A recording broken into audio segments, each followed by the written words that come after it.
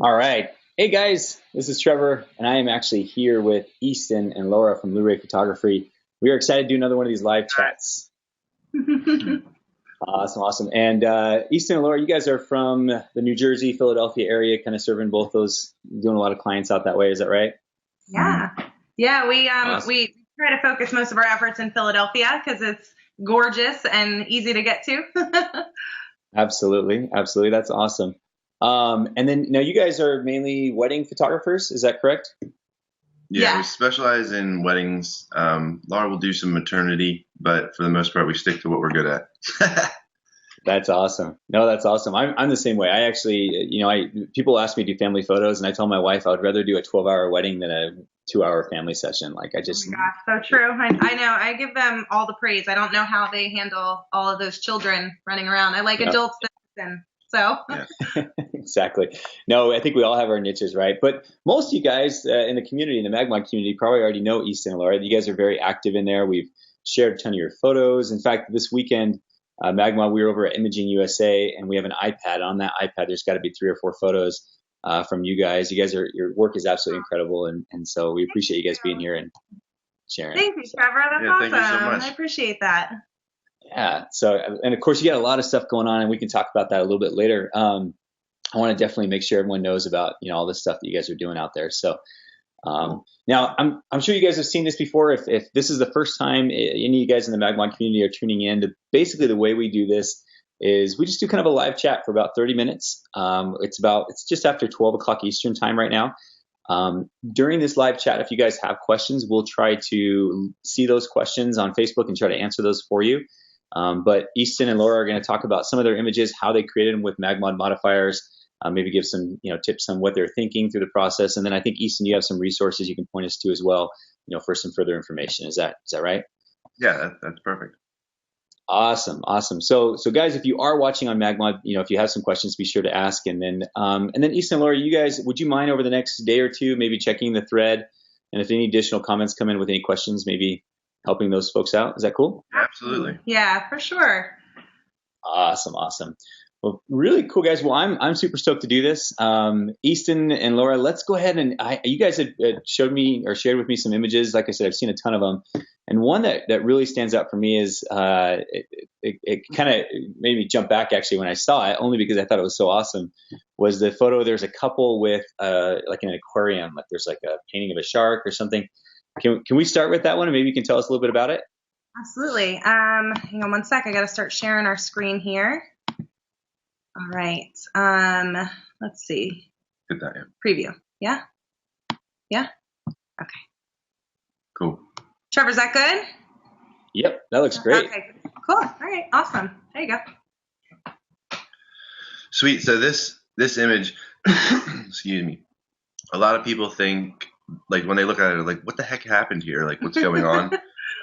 But so this is a reflection from behind where I'm shooting at. So essentially, we're looking into a fish tank, and so in the actual view from my view, like if you were looking through my camera right now, the couple would not be in front of me. They're not in the picture. All you're looking at is the glass and the actual aquarium. So the fish that are swimming are actually there, and like the rock in the upper hand corner or upper left hand corner and whatnot. That's all there, but the shark. Yeah, the shark and the couple are the only thing that are actually not where he's actually shooting. Right. So what we did was, Gotcha. if we had put the couple close to the glass, it would have been really, really difficult to control the flash and not get some of that flash light onto the glass and have reflections and all kinds of weird stuff happening that I didn't want. So what we did, and we also wanted, so that shark and the kind of lights that are just above the shark that are like those black strips, that is actually painted on the wall behind me, right? So, okay. So what we did is we underexposed the ambient like crazy of the fish tank. We positioned the couple behind me, and then we had actually, I think Laura was holding a cell phone with the light on it, Yeah. with the flashlight on it, so that Nice. because when you look at glass, right, and if the background's not totally dark or whatnot, and the subject isn't lit, then you're not even going to see them. So when you're looking straight forward, you don't see anything really but the shark. right? Then we Yeah. then we use the flashlight to be able to gain focus, because as soon as we hold that flashlight on their faces, then all of a sudden we can see them in the reflection that I'm looking at. So that it allows me to grab my focus. Then I'll just kind of hold that focus and then put the flashlight down, and we have one light that we were using with a grid and a sphere, I think, on both. So we get a little bit of a softer light, but also kind of more focused than if we had just used the sphere itself. And then we just fired that a couple different times, and I just had to position myself to get myself out of the image. You know what I love about this shot is one of the principles of photography. It's a very simple principle and concept, but I think it takes a little bit of training for those who are kind of learning photography. And it, it's just one of those muscles you kind of got to work. But it's having that clean space. So when you have a subject, if they're shooting like a silhouette or something, having that clean space behind the head. And I think what works so good about this image and what really makes it stand out for me is that you position them in this spot where you got this like literally they're in the mouth of the shark. Was that was that purposeful? I mean, I imagine that was as you're setting it up. Yeah. Yeah, I think we had them laugh too. I think originally we were like, all right, try to scream. Scream like you're being eaten by a shark. That didn't translate very well. So we were like, let's just laugh. There was too many elements in play between the reflections and trying to balance ambient and the flash and whatnot, and then trying to get them positioned correctly, because in order for me to get them right there, I had to be in the image and then kind of like do one of these, just kind of scoot out a little bit so that in post I could just remove my hands, Yeah. So were you, if I'm looking at this image, were you on the right side or the left side of the image? I'm kind of dead center in the middle, and I'm ducking down. Oh, gotcha. Oh, okay. So you went down. Gotcha. No, that's rad. And I love, okay. So how interesting. Now, Easton, this isn't, I mean, you do this quite a bit with reflections, because like I mentioned, we had a couple images on our iPad at the show, and one of them that it seemed to stand out for a lot of people. I don't know if we had it in this setup here, but it was one where you used a snoot, I think it was, on a guy, and you shot through a piece of art. You shot through a reflection. Is that something you tend to do a lot? Are you looking around kind of for pieces of artwork that are reflective that you can, position people in, and then use that controlled light to have them pop from it? Is that something you tend to do a lot? Well, so when I first started out, I was going for the most creative image I could come up with, and it didn't really matter what the comp was or anything like that, right? And so I'm just putting out all these weird looking images, and people are like, cool, I guess. You forgot about all the other principles of photography that go into it. You can't just light something in a cool way and then be like, yeah, look, my masterpiece. You actually have to take into account the composition and whatnot. So as we progressed, I guess something that's huge for us now is to concentrate on telling the client story, the individual client story, not just like going in and doing the same thing that we do every wedding and go stand by the window, adjust your bow tie kind of stuff. So if there's an opportunity that presents itself for us to be able to tell the story in a much more creative way or a completely different perspective than anybody else would probably think of doing, we take that. Sorry, our dog sees another dog outside right now. Oh, that's all right. No problem at all. But essentially, we just try to work that in now. So we're not going to try to force it, Why don't you put in more? All right. Sorry, guys. Yeah, no problem at all. Now, so Easton, I imagine in this shot, their wedding wasn't at a golf course. So it was probably at an aquarium, I imagine. Say that one more time. Oh, I'm just saying, in other words, to tell their story, this shot was probably their wedding, I assume, was at an aquarium. Is that right? Yeah. So the fish one, absolutely, was in an aquarium. So we really wanted to, almost make it look like they were swimming with the fish. And we have another image that we did a same type of thing with the cake at that wedding. And let's see that one now, if you wouldn't mind pulling that out. I'll let Lar do the technical aspect of everything. Oh, there it is. Yeah, so that cake is like 4 feet off of the glass. And so we always take a cake shot similar to this and try to tell the story of the room, right? So like there's a lot of details that the bride, groom, as well as the, staff of the place have all put in all this effort to make the place look amazing and to make it look like, it's their wedding specifically. So we want to really try to capture that. So we try to get a room shot, and typically we'll move the cake to the center of the dance floor, light it from this is a 2-light setup with, and both are gridded, just 2 speed lights gridded on either side.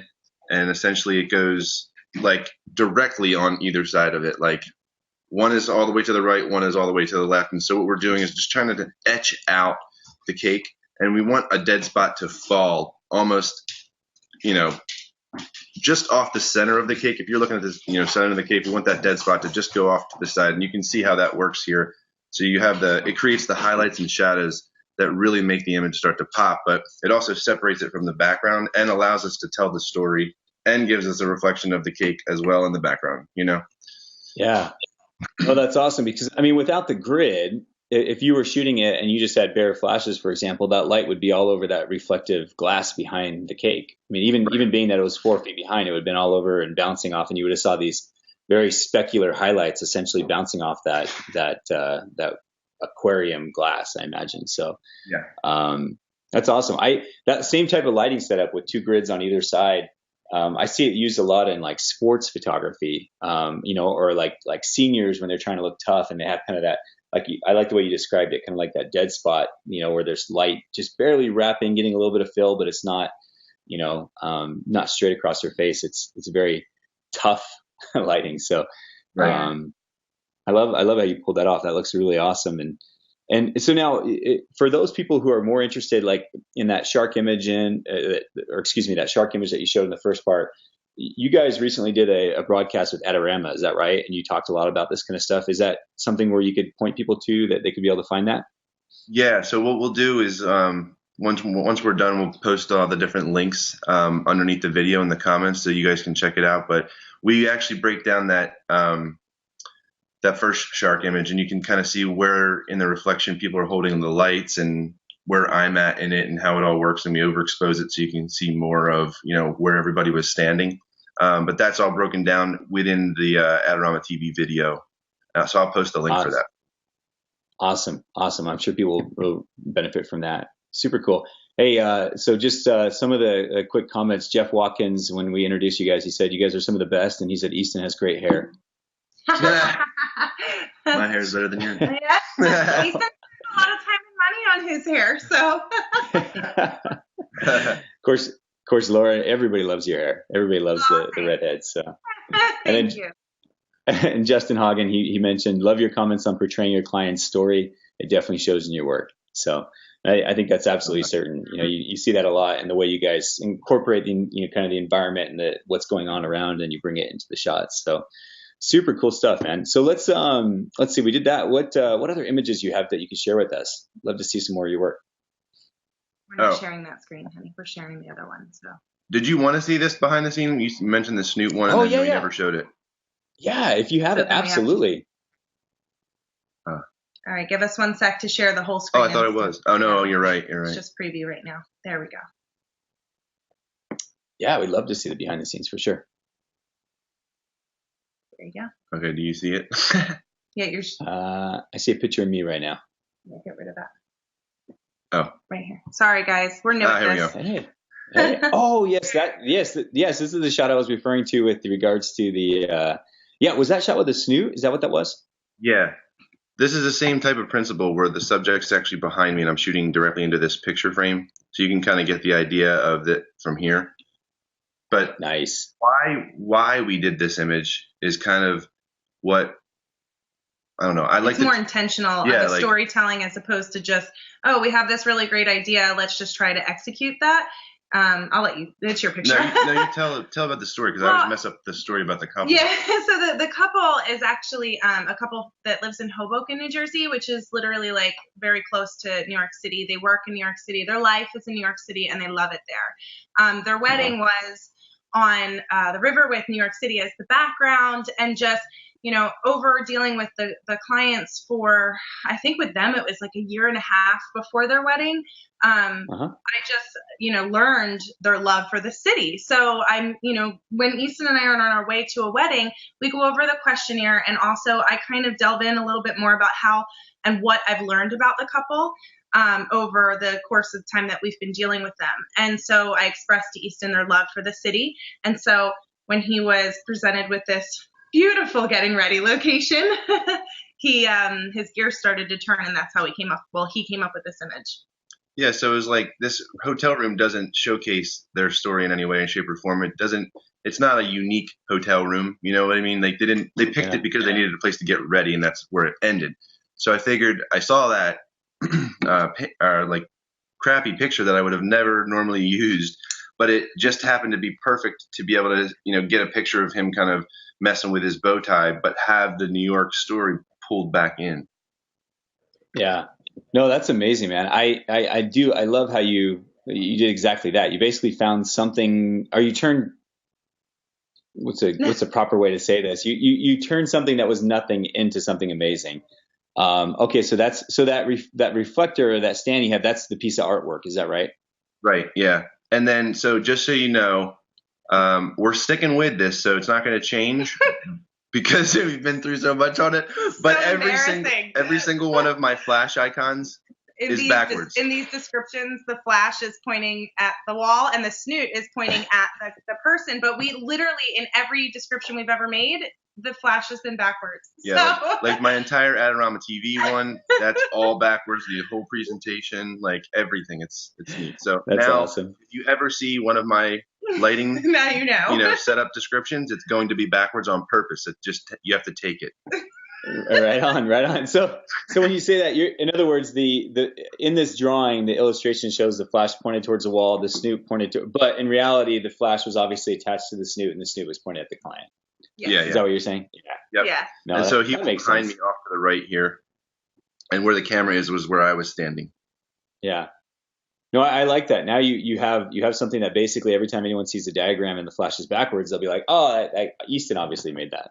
It must have been Easton. Right. It's so funny because he showed me like a presentation we were going to do for one of our talks, and I was looking at it and I was like, babe, I think this is wrong. And he was like, oh, God. That's funny. So just real quick for MagMod purposes, you can see here this is without the snoot on there, without anything. So he gets lit up and the whole room gets lit up and everything behind him gets lit up and it ruins it. But by using the snoot and just putting light on his face, we're able to underexpose all that ambient, and then the flash is isolated onto his face so we're not getting all that extra light. Man, what a great example right there for people to see. Easton, if they, besides just looking at it on the video here, if somebody wanted to go to your website, I see it up there in the corner is at LouRayPhotography.com. And then it looks like you have a section for photographers, and then it looks like this one's called Utilizing Reflections. So basically you have a bunch of different articles on your website for people to see this stuff. Is that right? Or it looks like a handful of them. This one actually had a video attached to it too. So we have, we did a walkthrough of the wedding workshop, which is like a video course, but we just took a small section of that. It's like 10 minutes and it shows you, it's me in a hotel room, creating one of those types of shots, from scratch. So you can kind of see how I got myself out of the way, how I was able to focus on the subject, all that kind of stuff. That's awesome. I love that. I love seeing that behind the scenes where you can see, without the snoot and how the light goes all over and it gets on the wall and it basically ruins that reflection in the art. And then when you add the snoot, how everything is dark except for his face, which is, exactly what that snoot's built for, is that very small pin lighting. A lot of people know the image, or have seen the image, the final, but showing the behind the scenes, it really, I think that's a vulnerable thing for you guys to do, to say, hey, look, this is kind of how we walk through the image, and this is what it looks like without the snoot, and this is what it looks like with. But such a rad way for all of us to learn. So thanks for sharing that. That's cool. Yeah, no worries. That's what we love to do. We love to do that. Because no one did that when we were starting out, and it was just like, man, if I could just know this, it would be so much easier. Or, there's so many things that you have to go through when you're first starting out, especially like gear and like, what do I buy? Because there's like a million things you could buy. And it's just, part of being a part of the community, and MagMod is so good with that. I feel like just the Facebook group alone is just invaluable. Everybody is so willing to share how they do things. It's great. No, I agree with you. Easton, one of the questions that popped up was from Jared. He says, have you shared the questionnaire somewhere, the questionnaire that you guys do with your clients? Is that something you've shared before? No. Our questionnaire? No. Mm-mm. Yeah. I know we were just briefly chatting before this, and you had mentioned that you guys are working on a new project that basically share business tools and business ideas and kind of help photographers, earn six figures. In fact, I think the name of it was something like that. Maybe now is a good time to just mention it and tell everyone a little bit about it. And then maybe that's something, I mean, obviously it's, I don't want to tell you guys how to run that, but maybe the questionnaires or things like that could be part of that where photographers can have some of that information. Yeah. But anyhow, I don't mean to say too much. Go ahead and maybe now would be a good time to talk about that. You just stole all the thunder possible. Good job, Trevor. We haven't even mentioned it yet to anyone in the entire world, but it's fine. But cool. Oh, yeah. Oh, are you serious? Are we not supposed to talk about it? I thought, oh my goodness. We were planning on it, but it's fine. You just got to say it first. It's no big deal. Oh, no, it's fine. It's fine. Nice. So yeah, so essentially what we've done, like we concentrated in the first couple, last 2 years on a lot of content revolving around the shooting, right? But then I started to realize, and as we have had the privilege to be able to mentor several different photographers along their journey, we realized like you may, and I've done it myself, you're going to find this photographer when you're first starting out and you're like, oh my God, man, that guy's awesome. But at the end of the day, a lot of people take good pictures, but not a lot of people run their business as well, right? And so if you take great pictures and your website looks amazing, but you are broke, then maybe there needs to be some reevaluation going on, So what we've realized from all this is like we spent all this time putting out all the shooting stuff, and then people are always like, well, like how do you blog? And like, how do you find your ideal client? And how do you use advertising? And everything from should I be an S corp or should I be an LLC? And there's nonstop questions. So what we've done essentially is we've partnered with some of the biggest names in the entire industry, and we're going to bring this website, which is essentially theartofsixfigures.com. And right now, if you go to that website, you can actually see, you can sign up for more info as we launch it. But right now we're kind of keeping it really, really hush hush. We only want people that like to find out about it because we're telling them about it. We don't want like people to stumble across it or whatever, like, because it's going to be massive. It's going to be huge. It's going to be everything from like, it's going to be all the things that you think that, or that you didn't know that you needed. Right. So like, how many of you guys have like bought an online course and then never watched it? Right. So there's no accountability there. There's no anything. So, essentially once we do actually launch it, there's going to be tons of free content, tons of material, all the articles, all that kind of stuff.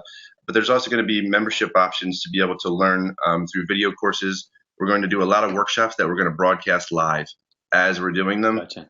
So people can actually tune in and watch them free, or they can buy them, later on. But what we're doing is we're creating an entire community around exciting people about the fact that we can get our businesses to six figures, because at the end of the day, six figures is going to be the new normal that we need to survive. Right. Like sure. At least where we're at, in the part of the country we're at. Yeah. Like it's no, I think you're right. Like six figures used to be this like pipe dream that people like, oh my God, I wish I could make six figures. And it was like the American dream thing. Well, now it's almost the standard. If you don't make six figures in the next 5 to 10 years, that's just going to be like the new, like, median income. So it's important to set up your business and whatnot to run so that you're profitable, and not just profitable, but like demanding what you actually are worth. So that's what that's what the about. No, that's awesome. So you guys, it's called say it one more time. What's the website called? theartofsixfigures.com. The Art of Six Figures. So Justin Hagen said he just bought theartofsevenfigures.com. That's all right. I have 8figures.com. I was thinking ahead. No, so that's awesome, man. I totally agree with you. As photographers, we don't want to limit ourselves and say, oh, if I can only make 45,000 or whatever. It's like you really do have to shoot and set those goals high to accomplish that. So that's super cool. Yeah. Well, sorry, I didn't mean to get into that early. I when I saw Jared's question, I thought, oh, this is exactly in line with what Easton was telling me about. This idea that you're creating a center for a lot of business ideas that they can share with other photographers. So I think that's rad. Very cool. Well, and it is, so say it one more time. theartofsixfigures.com. Right. All right. Awesome. Easton, with that, let's go back to sharing your screen. You shared 2 awesome images, actually 3 with that other one. Let's see a few more images that you guys have in that group there. I think I saw probably 5 or 6 in there. Like balancing ambient and flash together. Mm-hmm. Here we go. Well, this is an image that, can you see it? Did I do that right? Yep, absolutely. This is an image that I shot just probably a few weeks ago at an engagement session. This couple specifically said that they would like pictures of the murals, like in front of most of the murals in Philadelphia. So we like mapped out a bunch of places, and this was actually the last shot of the night, and we were super excited once we found it because it's like crazy colors, and the couple loved that. So what I did was I had a flash with I maybe double gridded it. I'm not entirely sure, behind them a couple feet back to give them a nice rim light, and then had a I'm pretty sure a sphere off to camera right, and I still wanted to, maintain the color of the sky and all that stuff. So yeah, and the couple ended up loving it. So yeah, it's definitely a rad image. I love the vibrant colors on it. Yeah. Yeah. Sometimes those colors can just like, I don't know, if an image does no color whatsoever, other than a black and white image, sometimes it's difficult to like really understand what's going on. And one of the things that I personally, because I usually do most of the engagement sessions alone, unless there's a certain circumstance or whatever, but and we're usually walking around the city, and I have to carry all my gear by myself. I don't tend to have an assistant with me for that portion.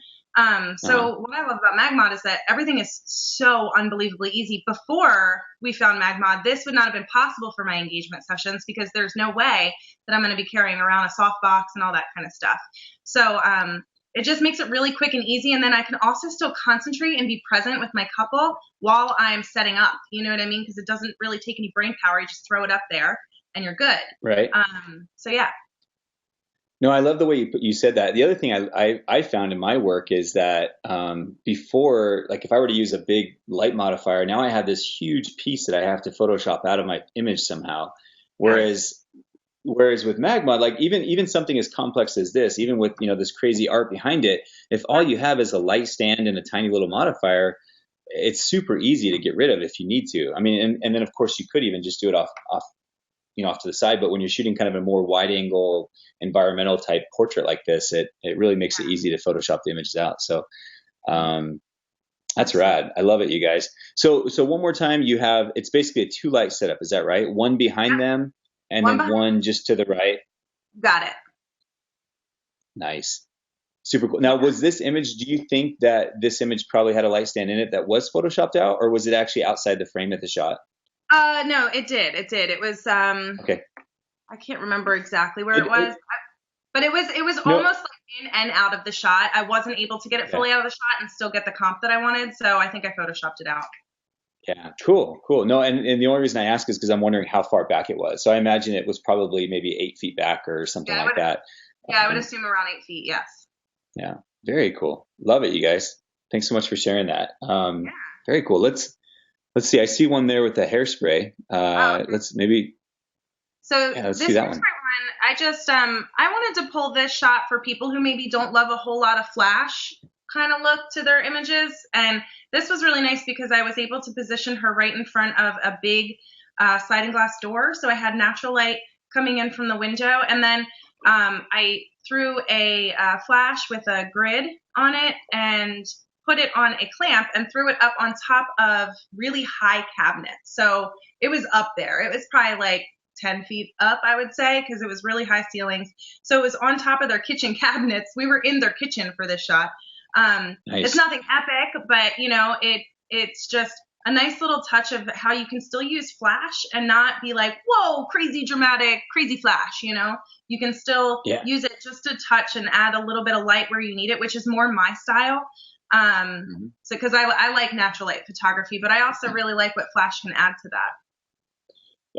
Well, first off, I love how you said, whoa, crazy dramatic, whoa, flash photography.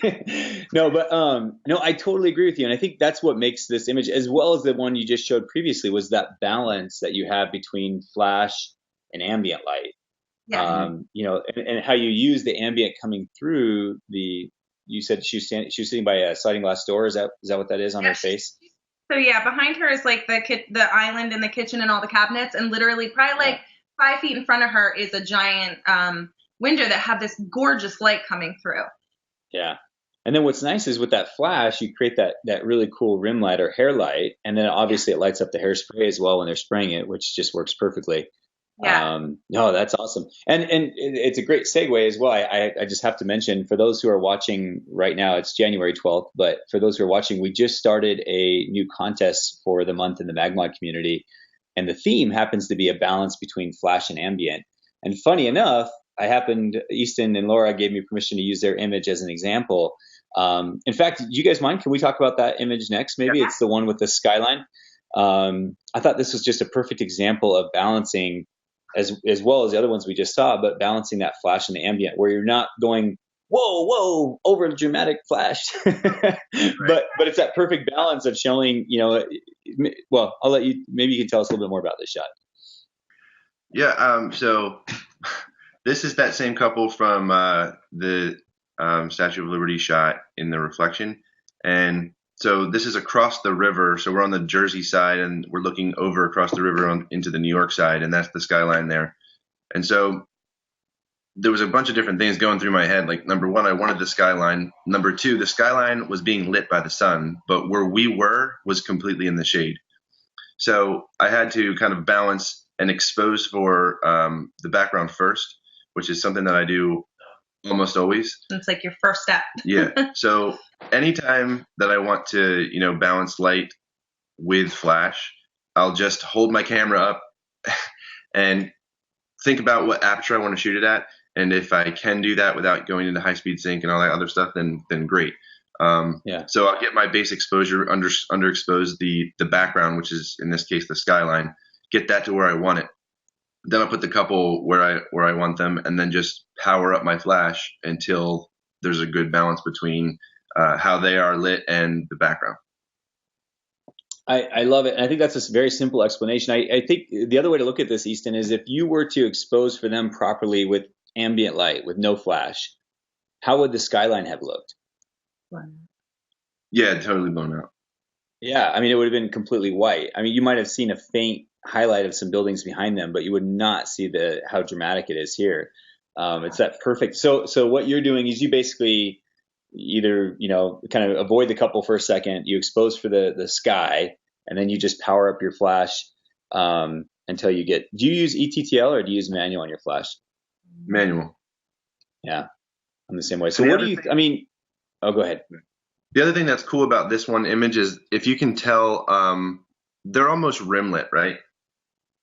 Mm-hmm. Like almost like, I guess, from the shoulders down, you can see that there's a glow behind them. And people are like, oh man, you're terrible at dodging and burning. And I'm like, no, I'm perfect at getting reflections across rivers from buildings, from the sun, and then having that shine all the way and then hit the water and then bounce back up and rim light my couple. That's actually what that came from. That's not another light or anything like that. So this is a one light setup from the left with a sphere. That's rad, man. Super cool. Love that shot. I'm guessing maybe your manual power was like maybe half power or something. It had to be pretty strong, right? Yeah, I can't remember exactly.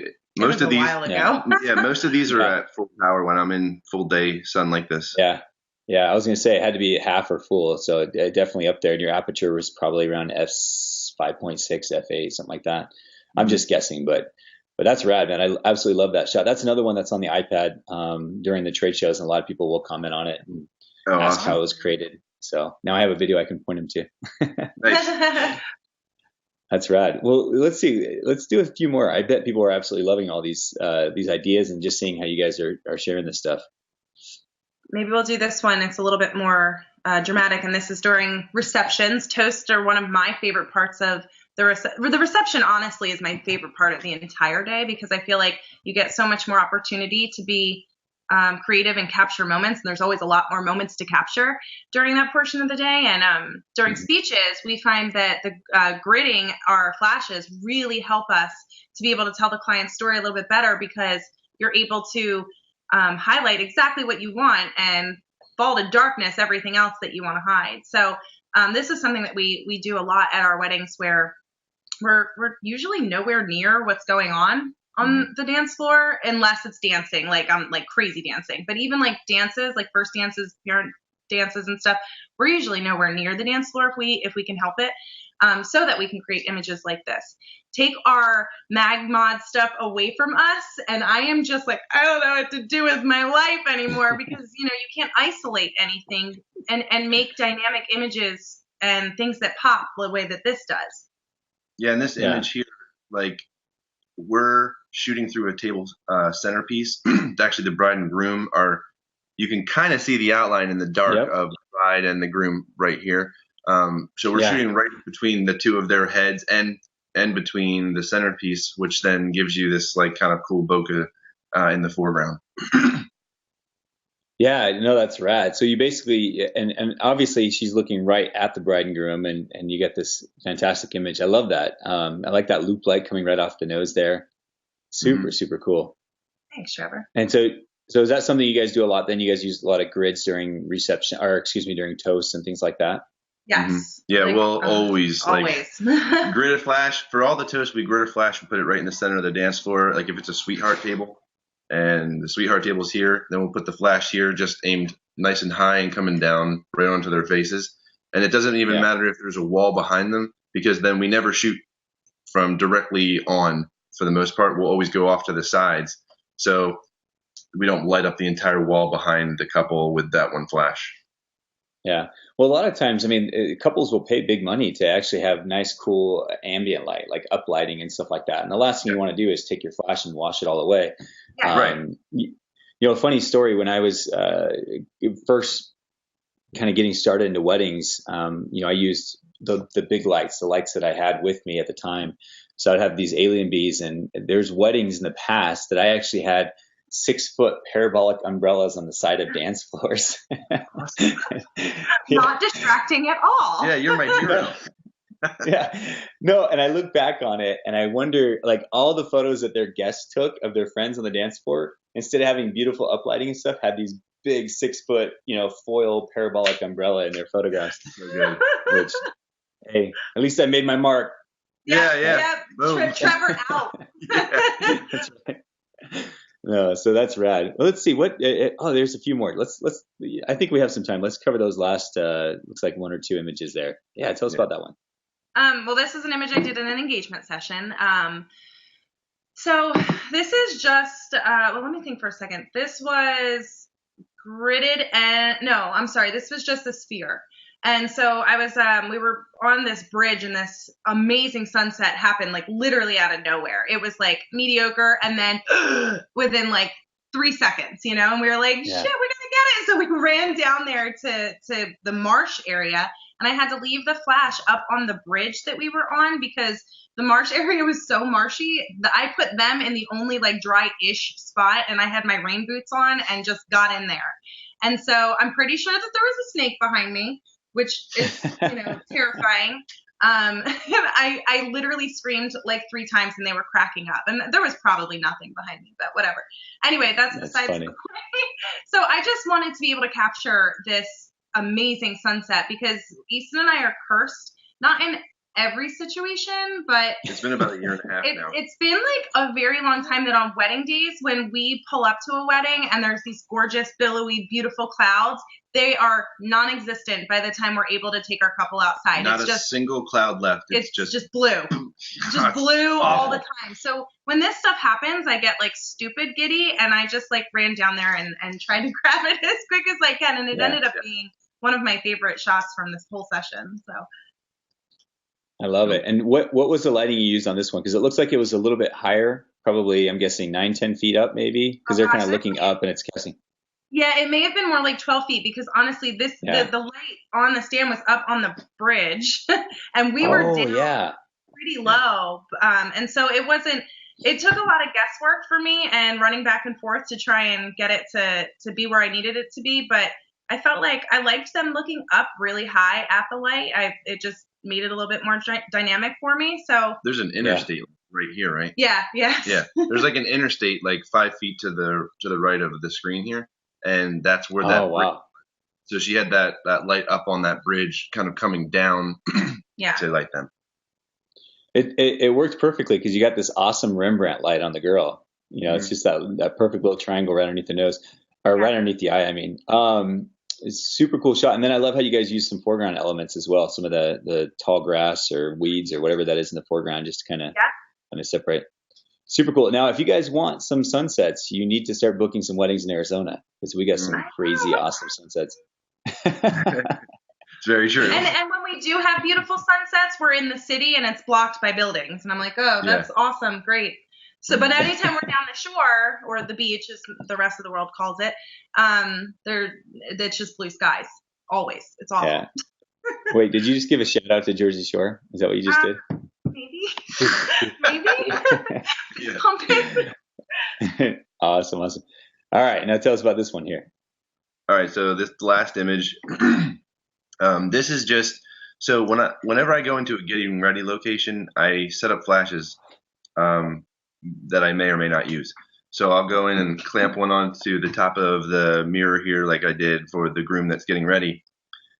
But now on the right-hand side where you see that guy looking out the window, that's a reflection in a picture frame of the dad behind us peering out the window. And so I was like, oh man, what a perfect freaking, he just happened to walk up and peer out the window, at that time. It would have just been kind of, another guy adjusting his bow tie in a mirror. But because of that element, like I showed that image to him right afterwards and I was like, hey, look at this. And he just was like, oh man, that's really cool. Like you have a whole story going on there. I'm like, yeah, that's kind of the point, Yeah. But that's essentially just one flash gridded and clamped to the top of the picture frame. Then dad just happened to walk in and happened to have the light coming in from the window behind me on and reflecting onto that picture frame perfectly. And it's rad. This is again down the shore. This is a wedding at Mallard Island, right? I think Mallard Island. And so it's a little difficult in a shot like this to be able to pull in elements of being down the shore, and maybe not everybody would recognize that that's like, looking out on the beach and stuff, but they will, our clients will be like, that's great. Or they might not even have that thought in their mind, but something about their environment is brought into a shot that otherwise wouldn't be possible. So that's one of the biggest reasons that we love. Well, I can't do reflection shots for anything, but he is amazing at them. And that's one of the reason that we try and do it, because you can bring elements of the environment into the image that you normally can't do. I absolutely. There's a word called punctum, Punctum, I believe it's called or written. And it's basically when I see a photograph that, you see something of the photograph and you're like, oh, that's cool. You got the groom lit up. And then all of a sudden you see something else that makes you go, whoa, like that photo just got 10 times better because of that one little thing. It's that interesting element that stands out. That's not the normal part of the photograph. That punctum basically. So it's super cool. Now I'm going to use that one, Trevor. Thank you. Word of the day. TheArtOfPunk.com coming soon. That's funny. One question that tends to come up a lot, Easton and Laura, in these Facebook videos is when they're talking about clamps and stuff. People tend to ask, what clamps are being used. I haven't been able to follow the chat as much in this one, so I don't know if it's come up already or not. But can you tell us what clamps? Because you used it on the Snoot image, you used it here. I'm assuming you probably used it in some other ones as well. What clamps are you using for your flashes? So we use the Justin clamp that's made by Manfrotto. We've used a bunch of the other ones that are knockoffs, and all of them break. So when you have a MagMod grip on your flash and you have a, sphere and a grid and stuff, it tends to get a little bit heavier and all the crappy ones break. So we just, it's like $60 or something. And if you get 2 of them and you don't lose them, which we do all the time. In fact, we lost our mag spheres. We actually have no mag spheres right now. We have no idea where they are. No. I'm sure some client is like, what is this? Yeah. But, that's awesome. Okay, so it's a Justin clamp by Manfrotto. Awesome. No, that's good. That's good to know. Photographer's page, you can actually see everything that's in our gear bag. Like if you scroll down to the bottom of the For Photographers page, Adorama hosts our gear bag for us, so you can see everything. Perfect. In fact, maybe that's a good way. Why don't you open your screen back so we can see you guys? And why don't you tell everyone again kind of where they can find more information about you guys? I know at LouRayPhotography.com, and that's where you're saying your gear bag is and so forth. Is that right? Under the four photographers? Yeah. Cool. So on the LU. Go ahead. Oh, go ahead. Sorry. On the four photographers page, there's everything. So from our video courses, the Skype mentorships, the in-person mentorships, and then at the bottom you'll see everything that's in our gear bag that's hosted by Adorama, as well as like some of the articles that we have written most recently, which is all based on like Facebook ads and how to target Facebook ads to make yourself $10,000 a month kind of thing. Very cool. So yeah, that's essentially what that is on the four photographers page. On our website, you can find most of the information. And then aside from that, I think one of the coolest things, one of my most exciting, what I'm most excited about is the Art of the Second Shot Facebook group. Mm-hmm. And you can just search for that on Instagram as well as Facebook. But we have an Instagram for it and a Facebook. And the Instagram, we're doing what's called Instagram takeovers. And they've been really cool. So we've had like other photographers that, really we feel represent the Art of the Second Shot and everything behind it. And they take over our Instagram for a week, post their images that are like epic and crazy and whatnot. And then they give us the EXIF data and kind of give us a little bit of how they shot them and whatnot.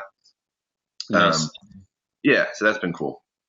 So for those who are interested, if you go on Facebook, look for Art of the Second Shot, you can find that group. And then there's an article you wrote for SORLounge.com that talks about the Art of the Second Shot, right? It was kind of I think you wrote about it a year ago or something. It feels like things kind of evolved from that into this group and Instagram, and so that's awesome. And then I know you're speaking at Mystic. Are you going to Mystic? What are you? Yeah, I'll be at Mystic, and that's kind of my Not speaking. only downtime. Just relax and chill with people kind of time. Gotcha. Yeah, so I'll be at Mystic. So you got to come and find me and hang out. The WPPI, he has a photo walk at WPPI. That's right. That might be what you were thinking. That's exactly what I was thinking. Yeah, you're doing the photo walk at WPPI. So for those who are going to WPPI, if you want an opportunity to kind of hang out with Easton and see how he does some of the stuff, definitely check that out. And then, and do you have any other workshops that you have coming up at all for those who are interested? Yeah, so we've got that photo walk, by the way, is the first Art of the Second Shot photo walk. It's going to be epic. So I'm really excited about that. We've got a lot of things that a lot of people with photo walks, they just kind of show up and then they walk people around. We've got like a ton of stuff planned. We've got multiple models. We've got wardrobes and craziness. And Adorama is going to be providing a bunch of gear, or at least we're working with them to kind of get us a bunch of gear so that more people can be shooting. So it's really going to be exciting. I'm excited about that. But then January 20th, we're teaching a workshop in Maynard, which is about 45 minutes outside of Boston, and that's just on the business of photography only. Okay. I think that has like 2 spots left. And then right from there, 2 days later, I'll be teaching up in Vermont for the Vermont Photographers Association. That's a full day workshop, one light storytelling essentially. So we're going to go through how to use flash all throughout the day. Hopefully we can get into some like reception, setups for lighting and stuff as well. Awesome. And then there's another one in Ohio that we're kind of working with right now. We're feeling it out, but that one will be in March. Very cool. And Justin Hagen, he asked, when is the WPPI photo walk? What day and time? That is Tuesday at 8:30 a.m. So Tuesday, February 7th, 8th? I don't remember what that is. Impressive. Trevor, that was very good. I don't even know what today is. Yeah. What is today? No. Well, I was thinking myself, I'm going to be in Vegas like the 6th through the 10th. And I think it's Monday through Thursday. Something like that. I was trying to put it together, but awesome. Well, those are some good things. And of course, anyone, if they want to find information, they can always go to Lou Ray Photography and go to the 4 photographers and you guys. And I think you guys even have like places where you can get announcements and things like that, right? Put your email. Yeah, there's all that. You can sign up for our email list if you want, and then you'll be with our email list. We do private broadcasts. So like if we wanted to, actually have more tangible interaction with us and whatnot, then you would want to sign up for that, as well as like you get the first announcements for all of our workshops. So if you haven't been able to get in before, then you would want to get in that. And then the last workshop is April 8th. So I'm pumped about this. Me and Todd Laffler, we teamed up. So it's the two of us teaching wedding portraits. It's a full day. We're videoing the whole thing, and we're going to then probably sell that video later for people that couldn't attend. So we're working on also broadcasting part of that live. And I don't know, I'm just excited because Todd's he's amazing. He's pretty good at what he does. You know what I mean? Someone we've looked at for a very long time. Yeah, no, he does. He does great work. So that's awesome. Just like you guys. Good partnership. Yeah. Hey, one last question for you guys. I know you have no spheres now, so we'll have to throw that one out the window. But if you guys were to choose one MagMod modifier to use in your work, like if you could only have one, would there be one in particular that you would lean towards? Yeah. The grid for me. Grid. Yeah, the grid. Awesome. You guys like that control of light then. Very cool. Love it. You guys, it's been awesome. Really enjoyed talking with you guys. I know there's a lot of people were able to pick up some really interesting things. I've been shooting weddings for a long time, and I learned a lot here. So I really appreciate you guys taking the time to do this. Yeah. Thank you for having us, guys. This is so fun. We'll make sure to put links and answer questions. So if you guys have asked questions and whatnot, we'll be in there in a couple minutes to answer them and give you guys the actual links for stuff.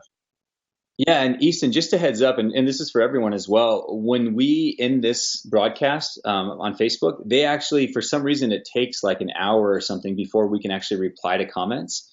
I don't know if Facebook is processing the video. I'm not sure exactly what it does, but it will allow us to see comments, and I think we can like them, but it won't allow us to actually reply. It might not be an hour. Maybe it's only 20 minutes or so.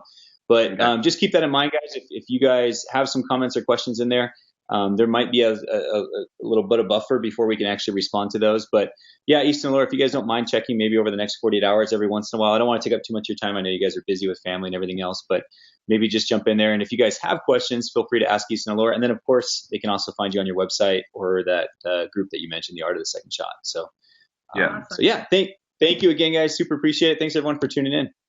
Thank you. Man. Thanks, guys. Bye-bye. Take care, guys. Bye.